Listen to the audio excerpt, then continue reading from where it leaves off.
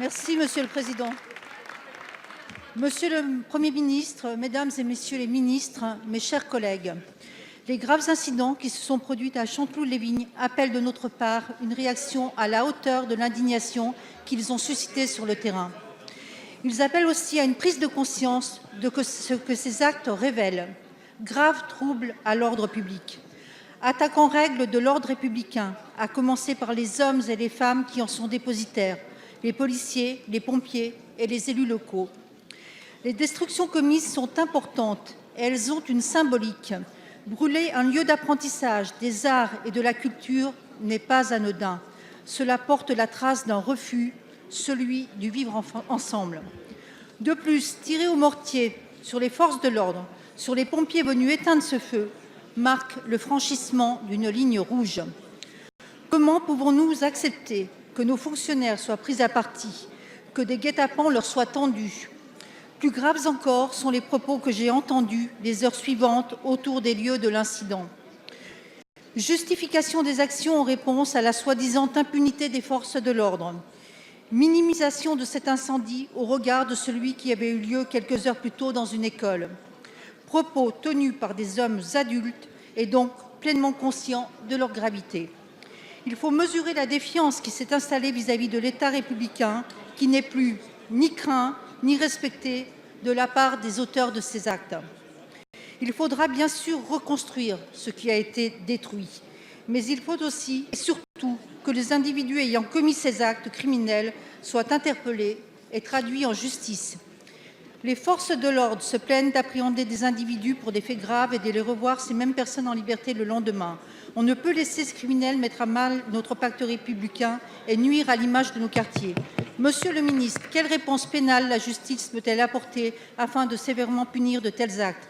La confiance des habitants en la puissance publique passe par la réponse. La parole est à monsieur Christophe Castaner, ministre de l'Intérieur. Merci, Monsieur le Président, Mesdames, Messieurs les députés, Madame la députée. Nous étions ce matin ensemble avec la garde des Sceaux, avec le ministre en charge de la politique de la ville et du logement, aux côtés de la maire de la commune qui porte cette ambition de qualification, de requalification urbaine, qui porte cette exigence de faire en sorte que la culture, les loisirs, l'éducation soient au cœur de ce projet de vivre ensemble que nous devons construire pour l'ensemble de la République. Mais effectivement, ce qui s'est passé ce week-end, et en reprenant votre question, je pense aussi à ce qui s'est passé à Béziers, où c'est une école et un collège qui ont été attaqués. Et Laurent Nunez, le secrétaire d'État auprès de moi, s'y rendra vendredi aussi pour porter ce message d'exigence vis-à-vis de ces concitoyens qui considèrent que la sécurité serait un sujet avec lequel nous pourrions jouer.